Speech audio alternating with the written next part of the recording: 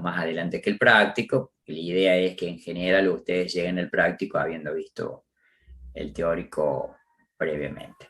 No sé si más o menos fui claro hasta acá, si me entendieron cuál es la visión que tengo de la dinámica de la clase y eso. Sí, Y si profe, no, se entendió. perfecto. Y si Sí, tienen profe. alguna pregunta, también me lo pueden consultar, no tengo ningún problema, Profe, ¿sí? le hago una consulta. Sí, En el Francisco. material que usted nos va a brindar ahora, Sí, también incluye información que nosotros podemos complementar con lo que nos dio el ingeniero Andrés. totalmente. En esta primera parte se va a dar, Bruno, creo que hablaste vos, se va a dar este mix, ¿no es cierto? Porque seguramente Andrés les ha compartido algún material, le ha dado indicaciones de dónde leer. Bueno, usted va a encontrar una total sintonía entre ese material que le dio el ingeniero Fernández y el que yo le voy a facilitar de ahora en más y hasta fin de año, digamos, ¿sí? Y bueno, usted puede abrazar indistintamente uno u otro material para compenetrarse con ese contenido teórico que tiene que aprender. Y bueno, y hacia más adelante, ya cuando empecemos a ver, ponerle la unidad 3 que es cinemática del punto, como el ingeniero Fernández tal vez ya no les dio nada al respecto, o sí, que creería que no, bueno, ya te podés ir acostumbrando a usar los que yo te voy facilitando semana contra semana, más siempre el uso del texto. No sé si te respondí a tu pregunta, Sí, Bruno. sí, sí, me respondió, profe.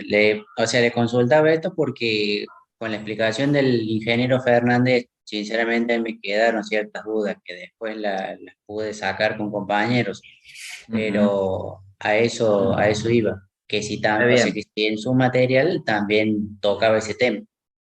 Claro, mira, Bruno, yo creo que lo que te pasó a vos, que me acabas de compartir, es muy humano y nos pasa a todos, ¿no es cierto? Uno cuando se siente a estudiar cosas nuevas, digamos, a medida que les va echando el diente, digamos, como para decirlo de alguna manera, siempre aparecen dudas, ¿no es cierto? Entonces está muy bien lo que usted hizo. Yo hacía lo mismo cuando estudiaba ingeniería en la facultad. De repente consultaba con compañeros que sabían que yo reconocía que sabían un poco más que yo y que me podían aclarar alguna duda de eso y bueno, recurría a ellos y si la duda persistía o ellos no me podían ayudar, bueno, obviamente la consultaba al profesor. Yo generalmente adopto como formato para esto de las dudas que me pregunten acá todos los jueves. Suponete si a partir de la próxima clase decidimos empezar 18:15, que ya hemos tomado esa postura, yo ni bien los salude a todos y hagamos la tolerancia de 5 minutos para que se unan a la videoconferencia, lo primero que voy a decir, gente, ¿cuál es la duda de la clase anterior, ¿no? O sea, inquietudes de la clase anterior o de la de hace 15 días atrás, qué sé yo, porque a lo mejor venís un poco atrasado leyendo. Y bueno, te aclararé las dudas, usaré la pizarra del Zoom, yo qué sé, para sacarte la duda o recuperar el material sobre el que me estás preguntando y hemos trabajado, te lo volveré a mostrar. Bueno, alguna estrategia pedagógica voy a hacer para que vos, digamos, capitalices eso y puedas aprender a partir de la dificultad que tuviste. Y dificultades van a tener siempre, y dudas vas a tener siempre. O sea, si vos tenés dudas es porque te estás ocupando de la materia. Si vos no tenés duda es porque estás leyendo poco. Esa es la sensación que en general tenemos todos, salvo que seas autodidacta. Que autodidacta, hay gente que es autodidacta, que aprende por cuenta propia, no necesita que nadie le explique nada, pero bueno, hay uno en mil de esas personas o de esos estudiantes. Digamos, el común de la gente demanda que alguien explique un tema para poder aprenderlo. Yo fui uno de ellos, no fui la excepción, ¿está bien? Por eso que uno dice, cuando uno pasa por la facu, ¿para qué va la facu? Y va a aprender. Y cuando uno intenta aprender, siempre las dificultades están en el camino. No hay que asustarse por eso. Lo que sí hay que contar con alguien para compartirla, para que te pueda ayudar. Esa es la idea. Si lo compartes con un compañero y todo va adelante, bienvenido sea. Y si con el compañero no se puede, pues para eso estamos los profes, está Juan Pablo, estoy yo, y en lo que podamos te vamos a brindar todos nuestros conocimientos y esperamos estar a la altura de las circunstancias, digamos, ¿no? Eso sería, estimado Bruno. ¿Sí? Perfecto, profe, gracias. No, por favor, gracias a usted por preguntar. Bueno, no sé si Andrés ya había definido alguna fecha de parcial o todavía no les había dicho nada. Eso me lo pueden aclarar No, de eso con respecto, hablamos con el ingeniero Juan Pablo y nos dijo que Sí, tenía que ver primero qué aula le designaban y de ahí él nos iba a decir qué fecha, qué hora y qué aula. bien. O sea, Yo casualmente, a propósito de eso, yo le compartí a Juan Pablo, el ingeniero Belletti, le compartí una planificación que hemos armado para ver, habiendo empezado esta materia en marzo, cómo la podemos terminar a mediados de noviembre, que es cuando se terminan las clases. Entonces, dentro de toda esa planificación que digamos, prevé un plan de avance de temas y de unidades, también prevé las instancias evaluativas. A mí siempre me gusta tomar el parcial teórico antes que el parcial práctico, porque me parece que si usted estudió para el teórico, aunque no es obligatorio rendir el teórico, y usted lo sabe, pero si usted tiene intenciones de rendirlo y estudia previamente el teórico, saber mejor el teórico siempre ayuda, a mi criterio, es una opinión personal y me hago cargo de lo que digo, ayuda tal vez a resolver con una mejor performance los problemas. ¿Está bien?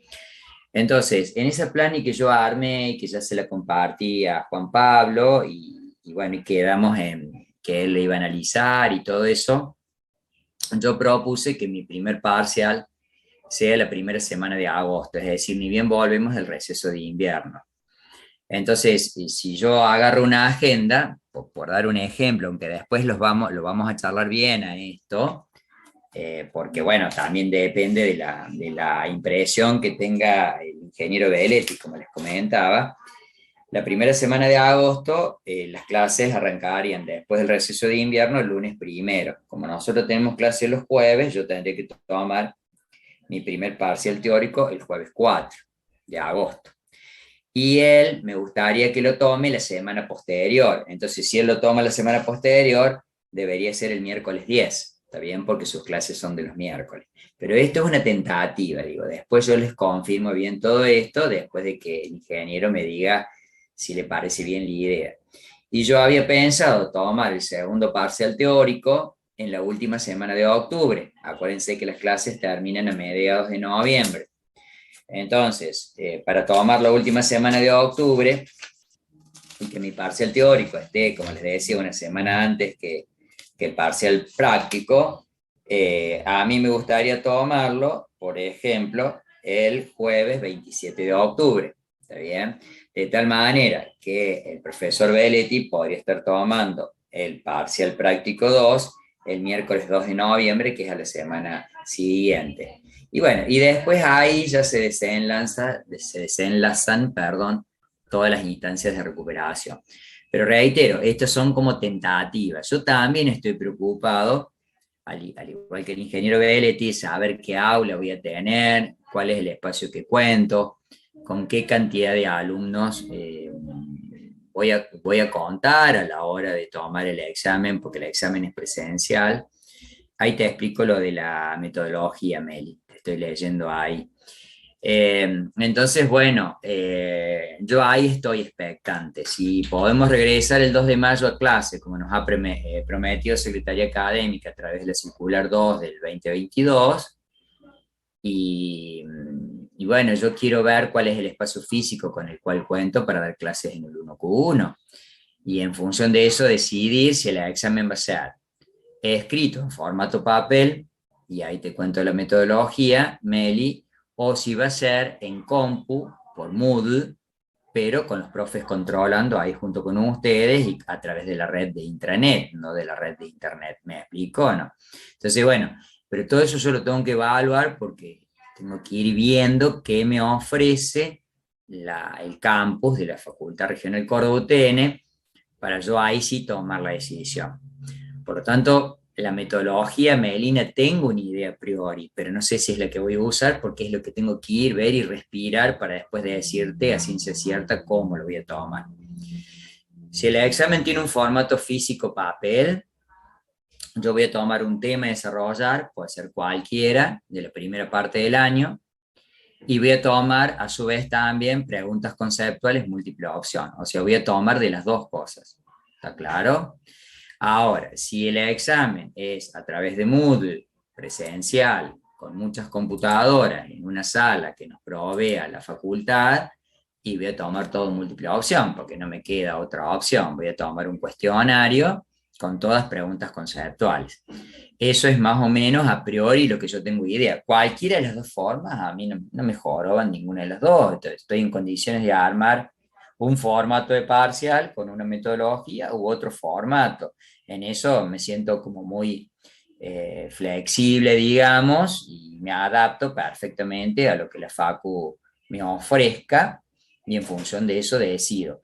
Pero no se los puedo anticipar con certeza ahora cuál va a ser ese formato definitivo, porque reitero, hay que ver si podemos volver a la presencialidad, una vez que volvamos, cuál es el espacio físico asignado, cómo estamos adentro del aula, si estamos tranquilos, relajados, si estamos apretados, cómo estamos, y en función de eso yo decido cómo tomo, ¿sí?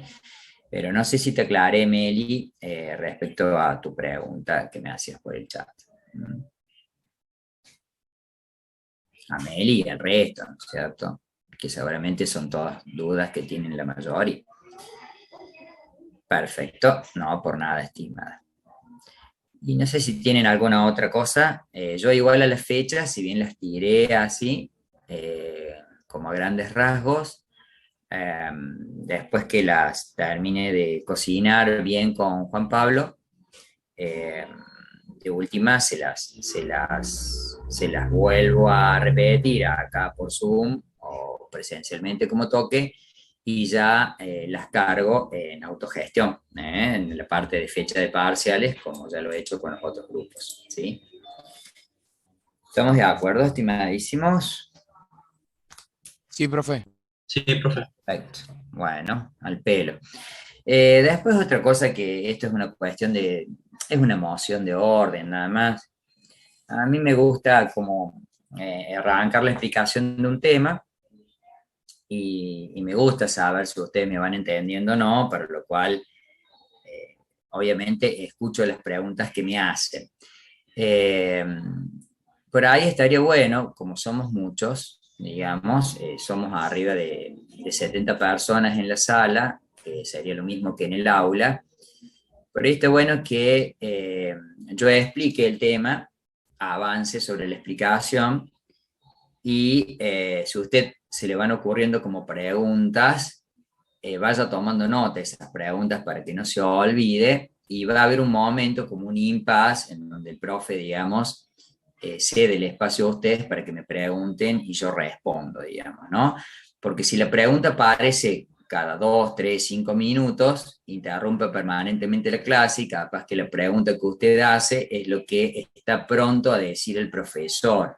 Entonces se pierde el hilo conductor, se demora más tiempo la explicación y se avanza más lentamente en el desarrollo de la materia. ¿Me explico? No, entonces eh, siempre va a estar eso, que el profe, cuando vea que el profe toma un respiro, se lleva un mate, yo qué sé, bueno, es que llegó el momento de la pregunta. Usted, como hacemos en las conferencias cuando vamos a los congresos, yo voy a dar una ponencia a un congreso y me dice así el organizador del congreso: Inge, tiene 15 minutos para dar la explicación, de los cuales 10 minutos están reservados para que usted hable y los últimos 5 minutos para las preguntas. Porque de hecho, si de esos 15 minutos yo empiezo a hablar y al cabo de 2 o 3 minutos el auditorio me empieza a preguntar, no me deja exponer todo lo que voy a exponer o lo que quiero decir, y uno va respondiendo esas preguntas, digamos, pensando en que si tal vez hubiese podido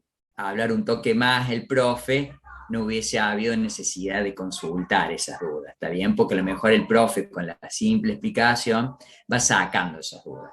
Pero si esa duda persiste, usted puede que está muy bueno, levantar la manito, yo la veo en el Zoom, levanta la manito, yo sé que el estudiante tal o cual está con una inquietud y yo le voy a retomar la pregunta. Entonces voy a decir, bueno, a ver, Enrico, dale, ahí que estás con duda, Guido, y vamos a ir respondiendo y vamos a sacar todas las dudas antes de seguir avanzando con otro tema. Soy claro con lo que digo, pero es una cuestión, es una moción de orden nada más, para que la clase salga un poco más prolija. Esto lo hacemos acá en la virtualidad y luego también en la clase presencial, no es que estoy cambiando nada de un formato a otro, digamos, ¿no?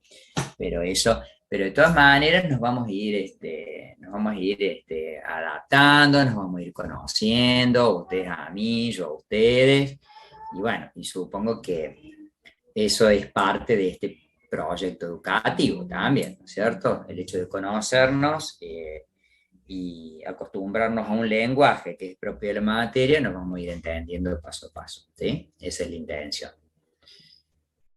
Bien, ¿alguna otra duda o cuestión que haya quedado en el tintero, que me quieran preguntar antes de arrancar la clase?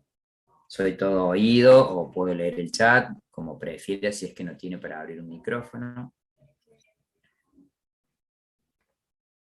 De mi parte, profe, no. Bien, perfecto. ¿Y el resto? ¿Todo tranquilo? Sí, profe, todo, Muy claro todo todo. entendido. Todo perfecto. Está todo claro. Bueno, me alegro. Y no tengan dudas de preguntar, ¿no? Porque uno viene a la facultad precisamente para aprender. Si uno lo supiera todo, no estudiaría, ¿no es cierto? En la facultad. ¿Para qué va a aspirar a obtener un título si uno ya lo sabe todo, ¿no es cierto? Entonces, yo lo digo esto porque en mi época, cuando iba a la facultad, yo creo que empecé a hacer preguntas en la facultad cuando estaba a final de segundo año o tercer año. Primero que era muy tímido y segundo que no sé si me daba vergüenza o qué, o tenía miedo de preguntar alguna cosa tonta, digamos, y que el profe dijera, uy, este alumno qué poco sabe de esto, de aquello. Precisamente uno está en la universidad porque sabe poco. Eso hay que asumirlo, ¿no es cierto? Uno llega a la universidad porque está ávido de conocimiento. Y ningún profe, bueno, ningún profe no, yo, Juan Lanzini, no lo voy a juzgar a usted por su pregunta, por más obvia que sea. Está bueno que me la haga porque significa que si me la hace me está tomando atención. Y yo ya tengo un gran punto a favor. ¿Me explico o no? No es que está conectado, pero está desconectado. ¿Se entiende la idea? ¿Eh? Sí, Bueno, es como decir, no es porque estoy en clase y estoy haciéndome una siestita, ¿no es cierto? No te voy a despertar, porque entiendo que si te estás haciendo una siesta en clase, por ahí estás cansado, y bueno, tendrás motivo para estarlo, ¿está bien o no? Pero bueno, uno dice, ya que tomo la clase, te estaría bueno tomar atención dentro de las posibilidades y hacer un esfuerzo por eso, ¿sí? Eh, bueno, qué sé yo, Mariano, cada uno es como es. Yo te cuento así, Mariano, y voy cerrando esta idea. Yo soy ingeniero civil y rendí 50 materias incluida la tesis, para recibirme ingeniero hace bastante décadas atrás, ¿no? Y tuve mínimo 100 profesores en la universidad, porque en promedio tenés 2 profes por materia, en promedio, a veces tuve hasta más. Y no todos fueron iguales, Marian. Ningún ingeniero que me dio clase fue igual a otro. Lo que sí pude hacer con el paso del tiempo es intentar emular siendo profe o robarles el modelo, por decirlo de una manera así burda, ¿no? Tomarles el modelo, los mejores modelos, los mejores profes son los que intenté copiar e intento emular clase contra clase. ¿Está bien o no? Porque tuve profes que me daban la espalda todo el tiempo, entonces no, entre que eras tímido y que no se daba vuelta nunca, y escribía y llenaba pizarrones, y le hablaba al pizarrón y no le hablaba al auditorium, jamás me animé a hacer una pregunta. Y no creo que ahí haya tenido un mejor aprendizaje con otro profesor que admitía el feedback entre el auditorium y el que sabía, digamos, ¿no? Entonces, bueno, uno va descartando modelo y se va aferrando a otro, pero de hecho he tenido profesores que fueron tan pero tan buenos en el facu que no he logrado imitarlos nunca, aún teniendo tantos años de experiencia, porque creo que también ser un buen profe es un don, ¿no? Ser un buen profe es un don, no, no cualquier persona, aunque sepa mucho, necesariamente es un buen docente. Por ahí alguien que sepa menos tiene más capacidad pedagógica y enseña mejor que aquel que sabe más. No lo sé a eso, pero no hay una ecuación cierta en esto. Me parece que es una cuestión de empatía, ¿no? Y eso por ahí, ser empático, me parece a mí que ayuda un poco más a aprender cosas nuevas, pero también es una opinión personal y me hago cargo de eso, ¿sí? Este, bueno, eso sería más o menos, Marianito, a partir de lo que vos comentas ahí, y decís una gran verdad. Está bien. No, por suerte, no somos todos iguales, sino el mundo sería como muy aburrido si todos tenemos el mismo ADN, ¿no es cierto? Pero bueno, es un chascarrillo lo que acabo de decir, como para decir, bueno, ¿qué es eso? Eso, nada más, ¿sí? Bueno, muy bien. Si les parece bien, entonces vamos a usar en la clase de hoy todo el tiempo reflexión. La ley de reflexión ha sido como muy piola, porque si usted, digamos, toma un par de rayos, eh, o un solo rayo, porque vamos a tomar un par, ¿no es cierto? Pues si yo agarro, tengo una superficie pulida, que es esta, y de repente sobre esa superficie pulida hago incidir un haz de luz, suponete ¿está bien? Ese haz de luz toma contacto con la superficie brillante, se llama rayo incidente, ¿está bien? Y bueno, y al tomar contacto con esa superficie, finalmente este tío se refleja, ¿está bien? ¿Y cómo se refleja? Bueno, seguirá con esta otra dirección, eso es lo que les debe haber explicado el ingeniero Fernández, y de repente, si usted ahora traza una recta normal a la superficie esta, digamos, reflejante, que puede ser un espejo, un vidrio pulido, lo que sea, de repente se va a encontrar con esta ley que dice que este ángulo que está acá, que sería el tita incidente, el rayo incidente, tita 1, es igual a este otro ángulo que se forma acá entre el rayo reflejado y la recta normal, acuérdate que esta es la recta normal, que algunos autores le llaman, yo qué sé, tita 1 prima o tita 1 asterisco. Entonces, la ley de reflexión simplemente dice esto, que tita sub 1 va a ser igual a tita sub 1 prima.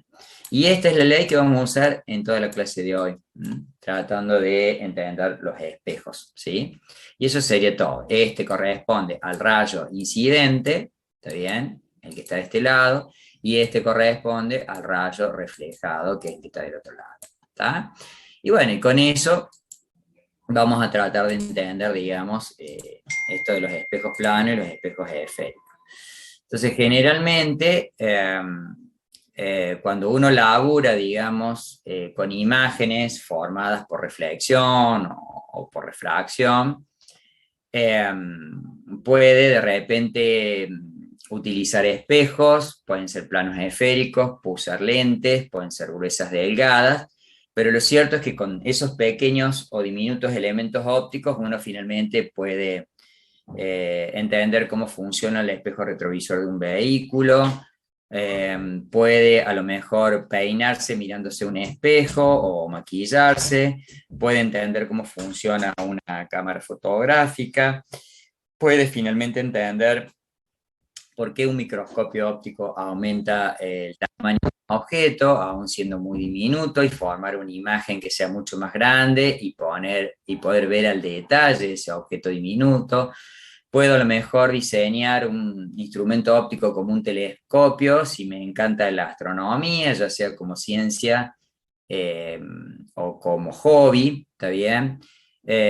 Hasta puedo llegar a imaginarme cómo funciona el ojo humano, que en su interior tiene una lente delgada. Entonces, cualquiera de estos dispositivos, que es con lo que cierra esta unidad, yo acá puse alguna foto de ellos, que el espejo retrovisor, que el ojo humano, esto está visto en corte, que acá tiene una lente que se llama cristalino, que ya vamos a hablar de eso, o tal vez un espejo esférico, estos dos vamos a ver hoy, primero este, después este, que hay en las bocacalles, ¿no es cierto?, en ciertas ciudades. En Córdoba hay algunos de ellos dando vueltas por ahí, en alguna intersección, donde uno viene conduciendo por una arteria y antes de llegar a la perpendicular, mirando este espejo, uno sabe si viene un vehículo o no, y tiene que reducir un toque de la velocidad o puede seguir andando a esa velocidad que es la permitida en esa arteria de circulación. O a lo mejor esto que contábamos, que combinando un par de lentes, algo que es chiquitito, que es ese objeto diminuto, lo puedo terminar observando de un tamaño bastante grande y un poco más al detalle, ¿no? Pero por ahí pasa básicamente esto de poder aplicar la ley de reflexión por la clase de hoy y la de refracción por la clase que viene, cuando veamos la clase que viene, lentes delgadas, cristalinos, este par de lentes que se llaman objetivo y ocular en el microscopio, y por hoy este par de instrumentos ópticos, el espejo plano por un lado y el espejo esférico por el otro. Entonces, a propósito de eso, se me ocurrió escribir algo sobre espejos planos. Si usted agarra un espejo plano, que podría ser, por ejemplo, esta agenda que yo tengo acá, y entonces la parte anterior la espejamos con cualquier material que sea perfectamente brillante, y usted corta esta agenda con un plano perpendicular a ella. Esa agenda luciría, digamos, de esta manera, como esta línea recta que está acá. La parte anterior sería la brillante y la parte posterior sería la opaca. Eso sería un espejo plano, porque luce como tal. Entonces, si de repente usted ubica enfrente del espejo una fuente luminosa que emite varios rayos, que este último, todos estos grises, y bueno, cuando toma contacto con el espejo plano, se produce esa famosa ley de reflexión que yo repasaba hace un ratito, ¿está bien? Que el tita incidente es igual al tita reflejado. Entonces, todos estos rayos incidentes se reflejan y al reflejarse se abren todos como en abanico, ¿ves? Entonces, el abrirse en abanico da la sensación de que no formarían imagen. Pero si usted prolonga cada uno de esos rayos reflejados, este gris pasa a ser este verde, este gris pasa a ser este verde, en algún momento se van a intersecar. Y donde se intersecan o se interceptan, es lo mismo, forman un punto brillante. Ese punto brillante que está ahí, ¿está bien? Ese punto brillante que está ahí corresponde a la lamparita que usted puso acá, que es la que observa detrás del espejo. Se forma lo que se llama acá una imagen. Esto es una fiel imagen del objeto que usted puso acá, ¿está bien? Una imagen que es virtual. ¿Por qué se dice que esta imagen que se forma detrás del espejo plano es virtual? Porque no se forma por la intersección de los propios rayos reflejados, que serían los grises, sino que se forma por la intersección de la prolongación de estos rayos reflejados, de ahí que es virtual. Y para sorpresa de todos los científicos, se pudieron dar cuenta también que si esta lamparita está ubicada a 10 centímetros delante del espejo, la imagen se forma a 10 centímetros detrás del espejo. Para dar más detalle de eso y que se entienda un toque mejor, se me ocurrió hacer lo mismo. Poner nuevamente el espejo plano, la parte brillante como parte anterior, la parte opaca como parte posterior, y colocar un objeto que no sea una fuente puntual, como una lamparita en sí mismo, como decíamos recién, sino un objeto que esté de pie y que tenga una cierta altura h. Es decir, que la altura de este objeto es el segmento BP, ¿está bien? Ese segmento. Entonces de repente lo enfrento, es como si usted se parara enfrente del espejo. Y desde la cabeza de ese objeto, que sería el punto P, ¿está bien?, tirar algunos rayos que incidan sobre el espejo y se produzca este fenómeno de reflexión que compartíamos en la introducción y que les había explicado ya previamente el ingeniero Fernández. Entonces, si de varios rayos que podrían ser de acá, salir de acá, tomo dos particularmente y digo, bueno, mira, este rayo que viaja así, toma contacto con el espejo, se refleja en sí mismo. ¿Por qué? Y porque incide perpendicularmente el espejo, te das cuenta que acá hay 90 grados. Entonces vos trazas la normal, el rayo incidente, ¿qué ángulo forma con respecto a la normal? 0 grados sería el tita 1. Y el tita 1 prima, ¿cuánto va a valer? Lo mismo, 0 grados, entonces vuelve sobre sus pasos. ¿Está bien? Ese sería el primer rayo. Y tiro otro rayo más, que saliendo de la cabeza del objeto, tome contacto con el espejo acá. Entonces, esta línea grisecita que está ahí vuelve a ser una nueva normal, ¿no es cierto? Una nueva perpendicular, forma 90 grados con respecto al espejo. Y forma este tita 1, que sería tita, él le llama. Y el reflejado, ¿cómo va a ser? Con un tita 1', que es el mismo tita, ¿ves? El tita de acá es el tita de allá. Entonces, ¿qué te pasó? ¿Qué te pasó apenas con mirar dos rayos? Que este primer reflejado de acá viaja así, se va para allá, y este segundo reflejado de acá viaja allá, entonces también se abre en abanico, ¿viste? Como recién. Entonces, al abrirse en abanico, es decir, uy, no me formaría en imagen de este lado, pero prolongue este que fue el reflejado 1 para atrás. Ahí está, la línea punteada. Prolongue este reflejado 2 para atrás. Acá está la línea punteada. Y acá sí se intersecaron.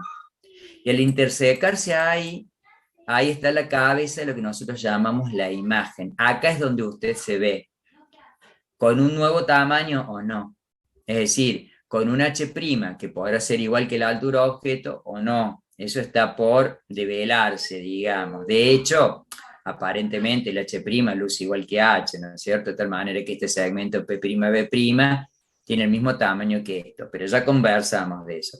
Pero lo cierto es, de vuelta, que habiendo puesto el objeto a una distancia de 10 centímetros, de ahora en más le vamos a bautizar por como usa, yo les decía, alguna de las ediciones de Sergei le llama distancia objeto a S, a otros autores le pueden llamar esta distancia P, o le pueden llamar O de objeto. Esto, la nomenclatura es como que cada autor le pone la que le gusta más, y uno se adapta a eso, ¿no es cierto?, como estudiante. Entonces, si usted se para, qué sé yo, supóngase a 1,20 m delante del espejo, usted se observa a 1,20 m detrás del espejo. ¿Está bien? Y ese 1,20 m sería la distancia a la cual se forma la imagen, que de ahora en más la vamos a llamar S'.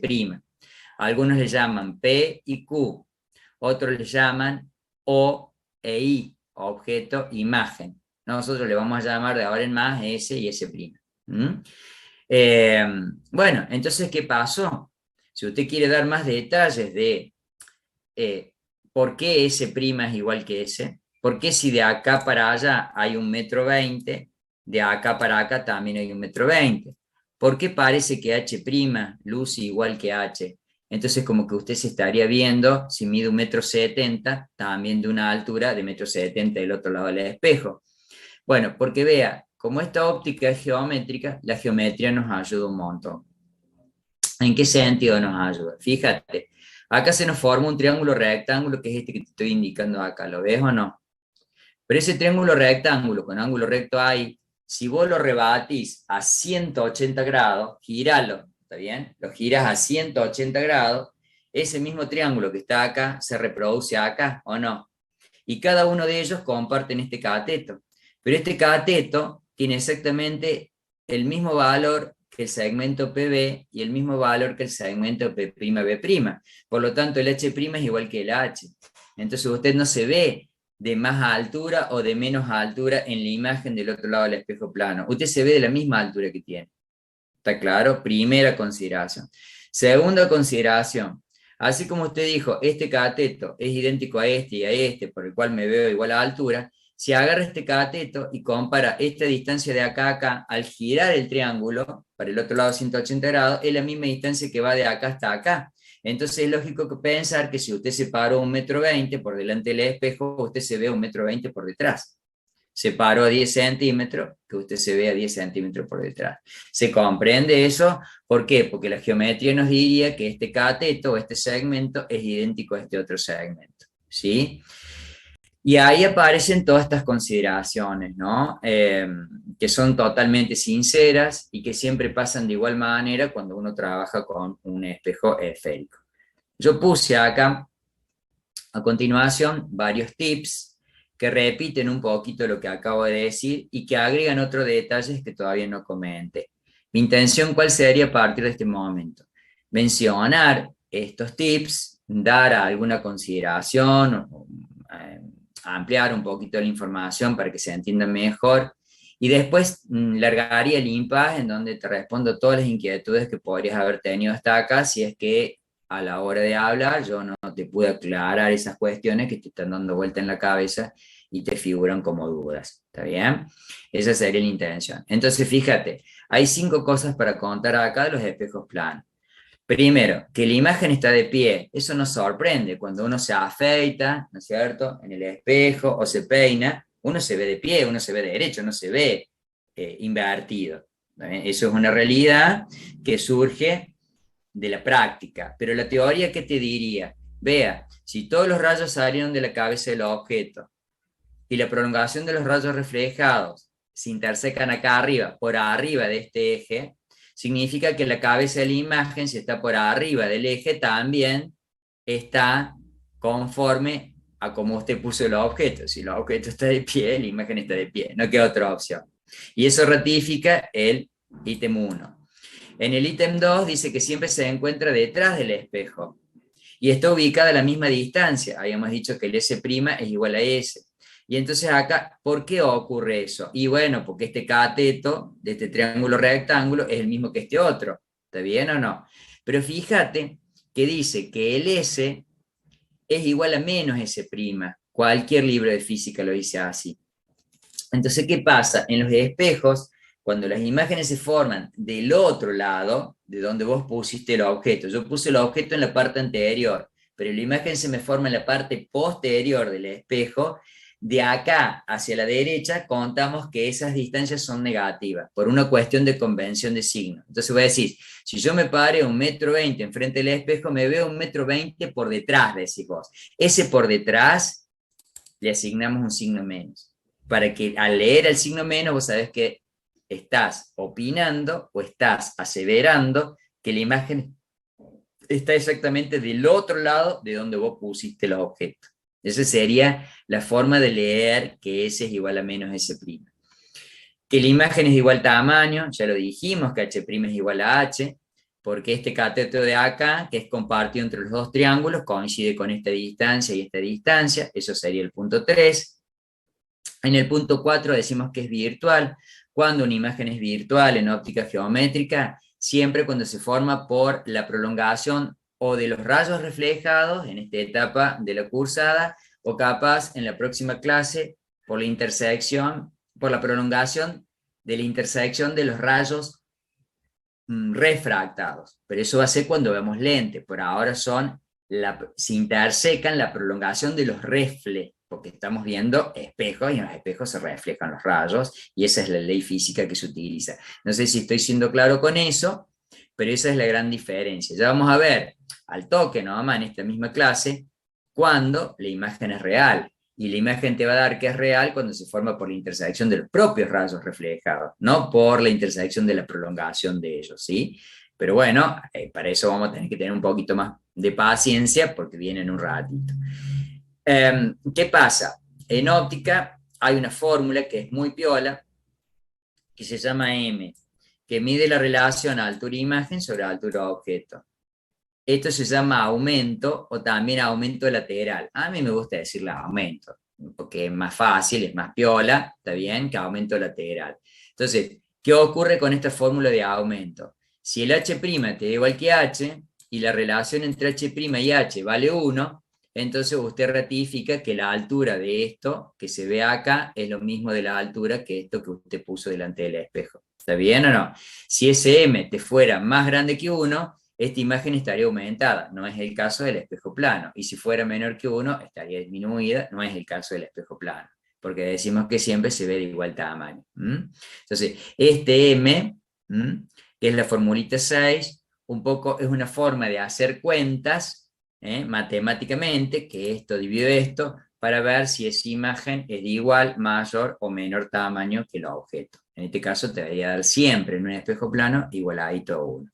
Y el último comentario, que esto es muy, digamos, cualitativo, porque esto uno se da cuenta cuando lo usa el espejo, es lo siguiente: vos te pones enfrente de un espejo y acá digo, este señor infla el cachete derecho y la imagen se observa que él infló el cachete izquierdo. Yo me paro enfrente del espejo, levanto la mano derecha y el otro que está del otro lado, que soy yo mismo, me está levantando la mano izquierda. Yo me afeito esta parte de la cara ¿está bien? Y en el espejo me veo que me estoy afeitando esta otra. Tengo un lunar, no sé, de este lado y me lo veo. ¿Me explico o no?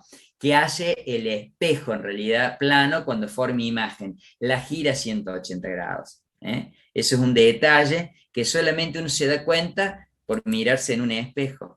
Entonces, te debe haber pasado alguna vez, has notado, digamos, que, por ejemplo, la palabra policía escrita en la trompa de un vehículo, obviamente policial, está escrita al revés. No sé si has notado eso, lo mismo que la palabra ambulancia, ¿está bien? ¿Por qué? Porque generalmente cuando uno conduce, tanto el vehículo policial como la ambulancia, como una autobomba, cuando va apurado, lleva las sirenas prendidas y las luces, ¿viste? Las luces de la parte superior del techo. Entonces uno está conduciendo en la ciudad, en donde toque, fundamentalmente en la ciudad, y siente la sirena y automáticamente uno lo que hace, como estos vehículos tienen prioridad de paso y uno se quiere correr para que pasen, ¿verdad? Porque por el motivo que sea, entonces uno mira para adelante, no ve nada, el campo visual para los costados no ve nada, entonces automáticamente busca los espejos retrovisores, ¿o no? Que son los que estamos estudiando. Y cuando uno mira para atrás, porque sospecha de que está atrás el vehículo este que viene activando y haciendo sonar su sirena, vos al mirar por el espejo, vos ves la palabra policía escrita correctamente, ¿o no? Vos la ves por el espejo retrovisor que la palabra se lee como usted la lee habitualmente, de izquierda a derecha en nuestra cultura, ¿o no? ¿Está claro? Bueno, precisamente como la imagen formada por un espejo plano cambia, la gira a 180 grados, vos mirando por el espejo retrovisor la ves perfectamente, pero quien la pintó en la trompa o en el capot del auto, la pintó al revés, ¿no? Lo mismo decía la palabra ambulancia, lo mismo, qué sé yo, autobomba, lo que sea. No sé si fui claro hasta acá con la explicación. Lo cierto es que más o menos con eso habríamos dado varias cuestiones como importantes de las imágenes formadas por este tipo de espejo. Para que se lea, dice, como bien dice ahí Federico, para que se lea en el retrovisor correctamente. ¿Sí? Estoy abierto a todo tipo de preguntas, puedo volver para atrás, alguna explicación si hace falta, puedo responder verbalmente solamente si amerita hacer eso. Veo que Profe, algunos me están diciendo que voy bien, ¿sí? tengo una pregunta. Digo.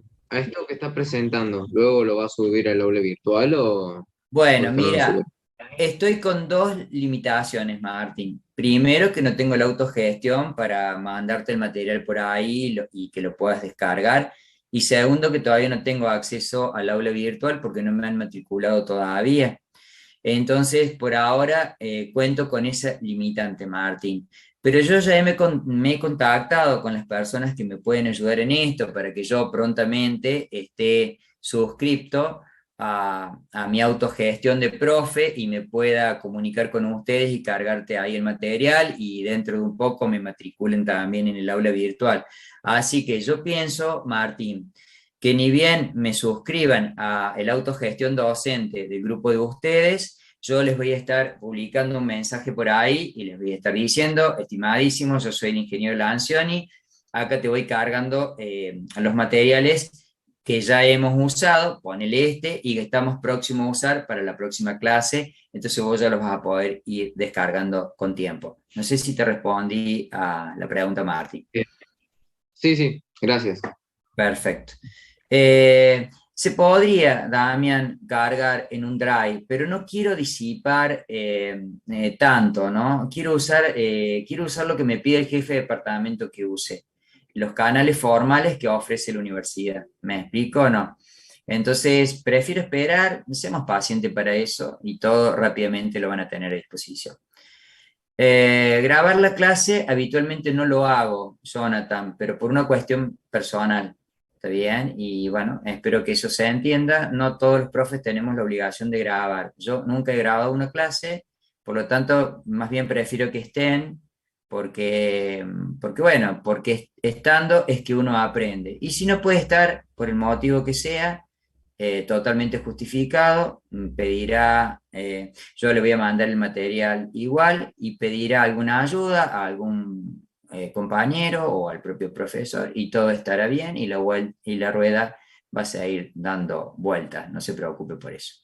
Martín, creo que te quedó la mano levantada.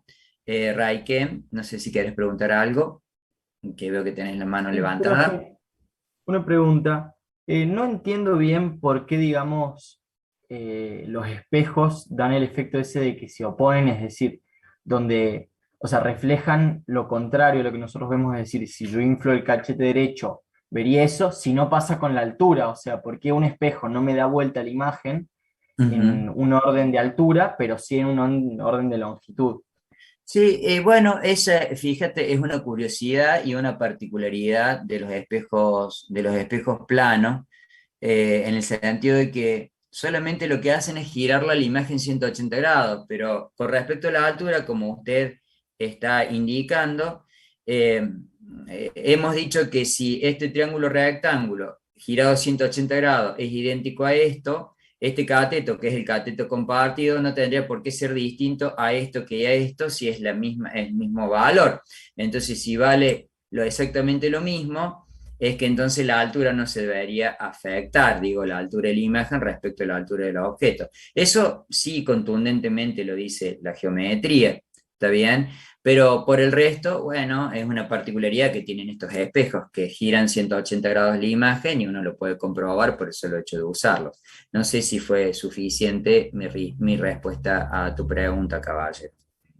Sí, sí, entiendo. Digamos, en el diagrama que usted muestra acá, si nosotros vemos al espejo plano en un corte horizontal, digamos, la proyección de P, en vez de estar, digamos, de su lado, digamos, del mismo lado que el P original, sería del lado contrario, ¿cierto? O Correcto. sea, perfecto, gracias. Así es, caballero. Usted está en lo cierto. Excelente. Eso es lo que ocurre en realidad y eso justifica un poco por esa geometría que comentábamos, el por qué H' es igual que H. Y eso, bueno, es otra de las particularidades que tiene la reflexión analizada desde la mirada del espejo plano. Así Profe, se. Sí, no sé si es Mauricio el que está hablando, que tiene la mano levantada, o quién no, es. Mi duda era sobre la dirección de los rayos de incidente. Sí. ¿Tiene algún, cómo decirlo? ¿Algún ¿Alguna sentido que hay preferencia? que seguir o No, usted elige el vos sentido? elegí el que te guste. No sé quién me está hablando, perdón, porque no Mauricio. te. Mauricio, vos elegí el que te guste, Mauricio, ¿sabes? Pero siempre por lo menos tenés que elegir dos de ellos.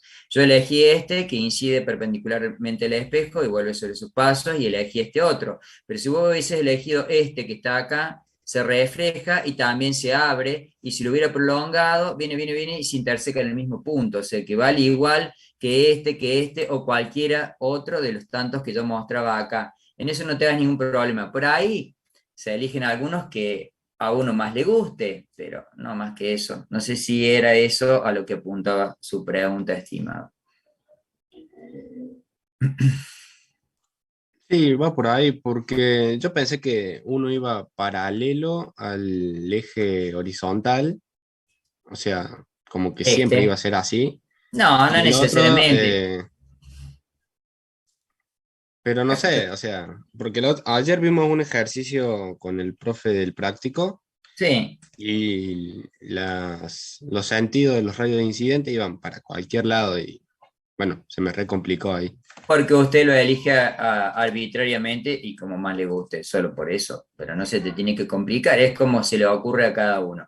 Es más, ya voy a seguir avanzando sobre eso y en eso que usted pregunta voy a decir, vamos a tomar dos rayos que se me ocurren, pueden ser tal y cual. Se me ocurre a mí, se le puede haber ocurrido a Sergey, a Resnick Holiday, a Sierra Semansky, a Alonso y Finn, por citar a algunos de los tantos autores que escriben de física, pero es porque se le ocurrieron a ellos y bueno, y lo respetamos, pero está todo bien. Pero no se tiene que marear por eso, al contrario, siéntase libre de elegir los que le guste. ¿Estamos de acuerdo, caballero? Sí, profe. Perfecto. Pasa, profe, que ayer vimos espejo a Emiliano, 90 grados. Por eso había muchas líneas. Profe, quería agregar que hay espejos que modifican la altura de la imagen. Sí, pero esos son los que vienen, Emiliano. No son los por el espejos compañero planos. que dijo que si no hay algunos que modifiquen la altura, sí hay algunos. Sí, de hecho que sí, el grupo de los espejos esféricos, que son los que seguirían a continuación, pueden dar, de hecho, una modificación en la altura, Emiliano. Excelente su aporte, ya viene eso. Es más, el próximo gráfico que voy a mostrar hace alusión a eso y lo ratifica plenamente, así que excelente el aporte, estimado Emiliano. ¿Sí? Gracias. No, por favor. Bueno, más o menos eso creo que un poco cierra la historia de los espejos planos, ¿sí? ¿Puede frenar en los 5 puntos de características como para anotarlos? Sí, igualmente no hace falta que lo anotes porque yo en algún momento te voy a mandar este material, no te preocupes. Es más, siempre lo mando como les contaba anticipadamente para que ya lo tengan para la clase y lo puedan rayar, si lo hacen rayar, pintar, si es que lo tienen en formato digital o sobremarcar ideas principales o modificar algunas cosas porque a veces me doy cuenta que me equivoco. De hecho, yo te voy a mostrar algo que me equivoqué acá más adelante y te voy a decir corregilo. Por suerte que me equivoco, porque eso significa que somos humanos. Pero bueno, uno trata de equivocarse lo menos posible, ¿cierto? Pero ahí estarían más o menos los 5 tips. Espero que te haya resultado. Voy a prender acá un poco, porque cada vez se oscurece más. Bueno, si les parece bien, podemos entrar a una segunda parte de la clase de hoy, que tiene que ver con los espejos esféricos. Los espejos esféricos generalmente son cóncavos o convexos. Como los armas, bueno, imagínate una esfera que puede ser como una pelota de fútbol y rebanas una partecita como si fuese un casquillo y formas un espejo esférico. Si lo pones brillante por dentro y opaco por fuera, es cóncavo. Y al revés, si lo pones opaco por dentro y brillante por fuera, es convexo. Eso diferencia una categoría de la otra. Entonces, cuando usted a ese casquillo ahora lo corta, como recién cortamos el espejo plano, con un plano, se observa posiblemente esto que está acá, este arco de circunferencia, ¿sí? Que tiene un punto que es el que más protuye, o el que más sobresale, que se llama generalmente vértice, y bueno, y tiene esta forma porque usted dice, bueno, puse la punta seca del compás acá, y acá está la punta que describe, y entonces haciendo esta acción, uno dice, uy, marqué este arco de circunferencia, ¿no es cierto? Y entonces dije, bueno, este es el formato que tiene. Decía, acá está el vértice, acá está el centro, uno el vértice con el centro y trazo esto que se llama eje principal.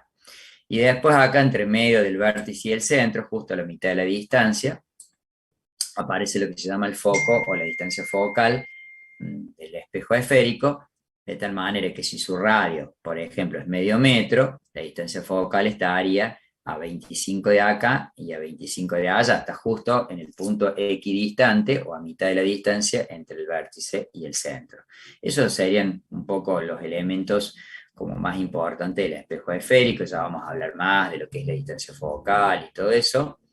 Lo cierto es que si la parte brillante es acá adentro y la parte opaca es acá, entonces este sería esférico cóncavo. Y si por el contrario la parte opaca fuera acá y la parte brillante fuera acá, sería convexo, ¿está bien? Usted siempre va a ubicar al objeto del lado de la parte brillante, si no, nada se va a reflejar en él. Digo, si este es brillante acá adentro y es opaco acá afuera, conviene el objeto ponerlo de este lado, ¿no es cierto? Para que se refleje en la parte brillante. Si lo va a poner de este lado, no va a cumplir la misión de comportarse como un espejo esférico. Eso es una cuestión como bastante, digamos, obvia, ¿no es cierto? Pero es así. Vamos a seguir llamando S la distancia objeto. Vamos a seguir llamando S' a la distancia imagen. Vamos a seguir llamando H a la altura del objeto, vamos a seguir llamando H' a la altura de la imagen. Lo cierto es que si uno compra un espejo a un fabricante de espejos esféricos de un determinado radio, que sería la distancia que va de acá hasta acá, y sabe a dónde va a colocar el objeto, a qué distancia lo va a poner el objeto sobre el eje principal, a cierta distancia media respecto del vértice. Ahí atiendo a tu pregunta, Federico. Hay una fórmula preciosa que se llama la ecuación general de los espejos esféricos, en donde usted, poniendo como dato el lugar a donde puso el objeto, la distancia objeto, sabiendo el radio que tiene el espejo, usted podría averiguar con esta formulita a dónde se posiciona la imagen, es decir, en qué lugar se estaría formando la imagen.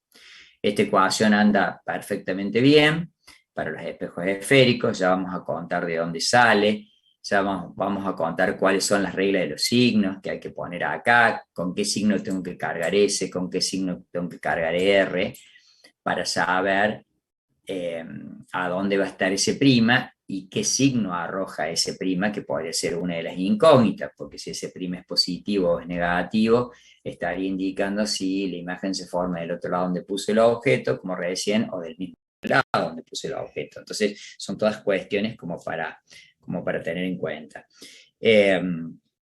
Y este obviamente sería el caballito de batalla más potente a la hora de posicionar una imagen, habiendo puesto el objeto a tal distancia y sabiendo que el radio tiene esta geometría o este determinado radio. Federico, escucho su pregunta, caballero. Profe, en el gráfico de arriba del espejo cóncavo, la F mayúscula, ¿qué vendría a ser? El foco, porque es la distancia focal, es la que va del vértice, es el foco. Puede llamarse Fede, F mayúscula o F minúscula. A mí me gusta más usar F minúscula, pero justo este esquema tenía F mayúscula. ¿Viste que acá lo pone F minúscula? Bueno, representa la distancia que va del vértice hasta ese punto, que es la misma distancia que hay desde este punto hasta el centro. Digo, si vos tenés un espejo de radio 50 centímetros, la distancia focal es de 25. Pues es exactamente la mitad del radio. Ya lo vamos a ver, es un toque más adelante, pero hiciste muy bien en preguntar. ¿Estamos de acuerdo, caballero? No, por favor. Entonces el desafío que me decía Andrés cuando hablaba el viernes pasado con él, el profe Fernández: che, Juan, yo no dije de dónde salía esta fórmula todavía, eso le tenés que hacer a los estudiantes. Bueno, entonces asumo ese compromiso. Acá hay una foto muy linda que muestra en corte. Te quedó la mano levantada, Fede. Muestra el espejo en corte. Entonces yo digo, esta es la parte brillante del espejo, la parte de adentro, esta es la parte opaca, por lo tanto esto es un espejo esférico cóncavo. La distancia que va entre el centro y el vértice, yo le voy a llamar distancia radial R, que marca la esfericidad de ese espejo. Y por supuesto que este va a ser el eje principal del espejo, la recta que une el vértice con el centro y continúa. Y entonces lo que vamos a hacer es colocar enfrente de la parte brillante del espejo un objeto que tiene una altura h, que está representada por este segmento OA. Y una vez que lo pongo el objeto acá, de pie, digamos, obviamente, desde la cabeza del objeto tiro un par de rayos, como hacíamos recién con el espejo plano. ¿Y cuáles son esos rayos? Cualquiera. Decía por ahí alguien que Juan Pablo ayer había tirado muchos de esos rayos. Bueno, pues se pueden tirar muchos, al menos se tienen que tirar dos, ¿no es cierto? Entonces, ¿cuáles son los dos que eligió, en este caso, Sergüey? Te cuento. Sería este, que saliendo de la cabeza del objeto, llega justo acá al vértice. ¿Está bien?